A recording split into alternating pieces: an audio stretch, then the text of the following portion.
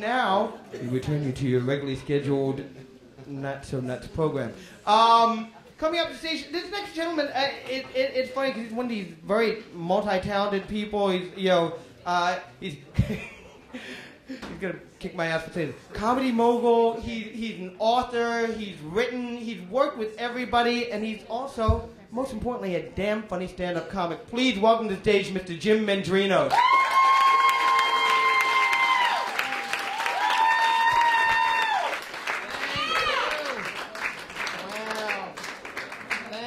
It's almost like you know me. Hi, how are you?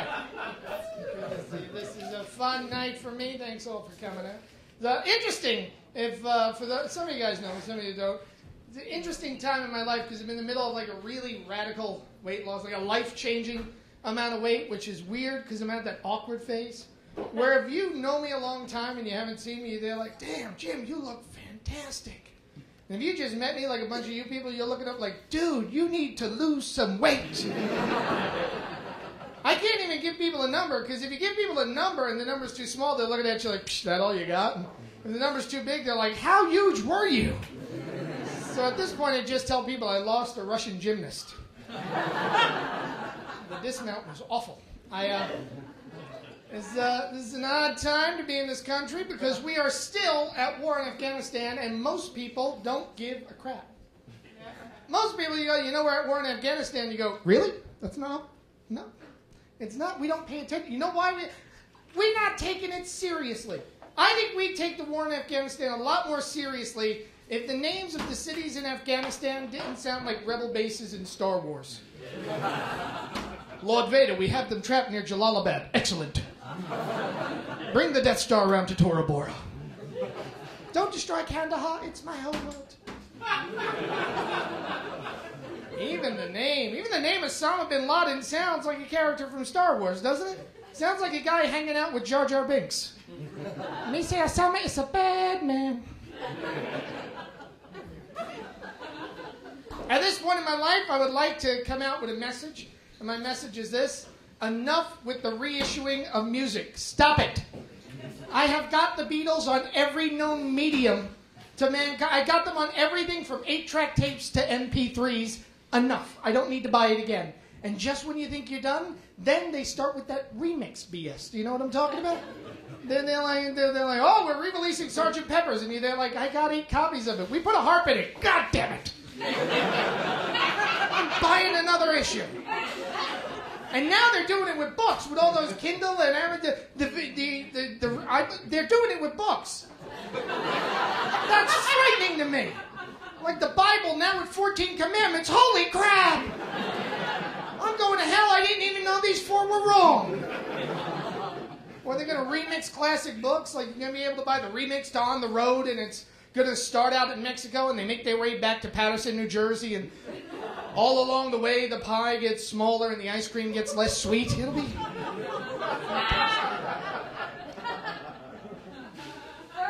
I am married. This is my second marriage. And my first marriage ended, it ended because I got married way too young. I got married at 21, which for me was not good because I did not have the maturity level. Here's how immature I was. At my bachelor party, we played Dungeons and Dragons. Friday night, I'm a 9th level wizard. Saturday, I'm taking vows. No. It's just wrong on every level right there. There should be a quiz to see if you're mature enough to get married at that age.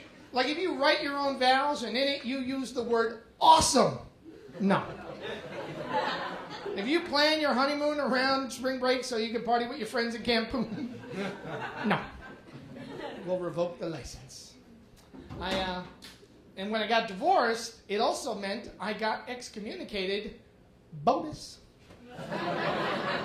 That is a gift with purchase right there. The whole Catholic Church frowning on the divorce thing.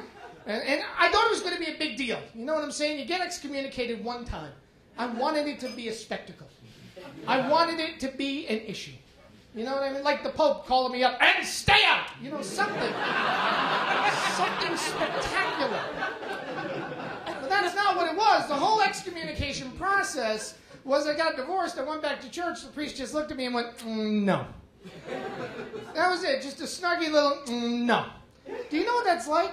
It's like God broke up with me and couldn't even tell me himself how to get one of his bitchy friends to do it. Like, you can't come around here no more. You're making God uncomfortable. I am married again, and my wife is black, which works out well because my parents are dead. And I know you don't like the part of yourself that laughed at that joke, but we all have to deal with it, all right? They weren't dead till after we told them, but it still works out. You don't realize how differently the races are treated until you're in an interracial relationship. Because I grew up in Brooklyn, which is where I'm from. I'm actually from the Coney Island section of Brooklyn, which if you haven't been there, you should all go to Coney Island. Because besides the amusement park, which I'm sure you know about, did you know this? The beach in Coney Island is statistically the safest beach in the world. There's not been a shark attack at the Coney Island beach in over 50 years. You know why? Have you ever seen the people that actually go in the water at the Coney Island beach?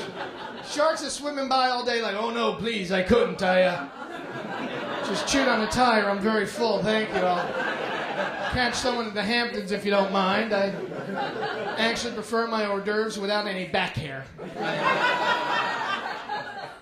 But I grew up in Coney Island in the Russian part, which was essentially an all-white neighborhood. And then I met and married my wife, and I moved to her neighborhood, which is South Jamaica, Queens, which is not an all-white neighborhood.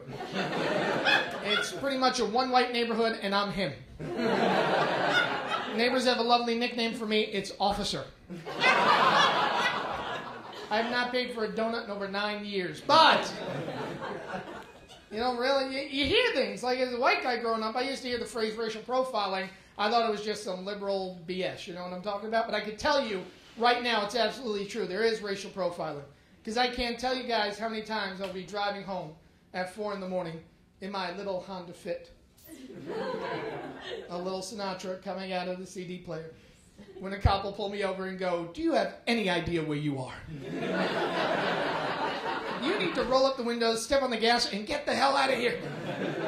And take me with you. I'm scared. I don't understand racism. It doesn't compute to me. You hate somebody because of their skin color or maybe their sexual preference or their religion. That's a superficial BS reason to hate somebody. It's wrong. Stop. I don't mean to get preachy. You know what I'm saying? Here's all I'm saying. If you were going to hate somebody for that superficial reason, just as a human being, just sit down and talk to that person. Sit down, one-on-one, have a 5-minute conversation. You know what you'll find? A real reason to hate that person. That's what you'll find. That's what I'm preaching, folks. I'm preaching racial tolerance through individual hatred. Are you with me? Come on board my platform. I am not having kids. My wife actually compromised and we got a dog. We got a 10-year-old deaf Cocker Spaniel. That's what we got. That's not what we wanted. We wanted a puppy. We got the deaf Cocker Spaniel. Here's how it happens. In New York, when you go to adopt a dog, if you want a puppy, in order to get to the room where they keep the puppies, they make you walk through the gauntlet of dogs that are about to be executed. Yeah. I guess they figure if you're heartless enough to get into the puppy room without a second dog, you're too heartless to own a puppy. So I knew this, and I trained my wife, and I said, look, no matter what, they ask you any questions, you just say puppy. You don't look at another dog. You don't talk about another dog. Everything is puppy. That's all you say when you walk in. Good morning, puppy. How are you, puppy? I would even train her. I'd like a fighter. I'd wake her up at 4 in the morning, flashlight in the eyes. Like, what do you want, puppy? You know, just. So we're there, and we're going through the room, and we're almost at the puppy room. We almost made it, and right before we get to the puppy room, there's a little Cocker Spaniel in a cage, and my wife sees him, and she goes, oh. And the guy goes, yep, today's his last day. And my wife actually had him on a leash before he finished the sentence. Took him home, cute little guy. Deaf, let me just say this. If you're going to get a dog, get yourself a deaf dog, because you ain't got to waste a moment in time in naming him. Because he's not coming. Apparently his name is me dangling a piece of ham in front of his face. Rolly! He is not coming. And now I find out he's going blind too, which is just wrong. You know what I'm saying? Deaf and... No, that's wrong. If I wanted a deaf-blind creature that craps in my yard, I'd move my grandparents in. Fix him. I want the dog fixed. So I took him to the vet, and I said, you know, he's having problems seeing. And the vet does a little pen light in the eye, and you go, ooh, yeah, he's got cataracts. It's bad. And they're like, can you fix him? He goes, yep. I said, good, fix him. He goes, it's $4,000 for each eye, and I want, belay that order. Because that is $8,000 worth of doggy surgery. I just met this dog, you know what I'm saying? I got to do a little research. I'm at least going to Google this, you know what I mean? So I Google it, and I find out it's actually cheaper for me to get him his own seeing eye dog.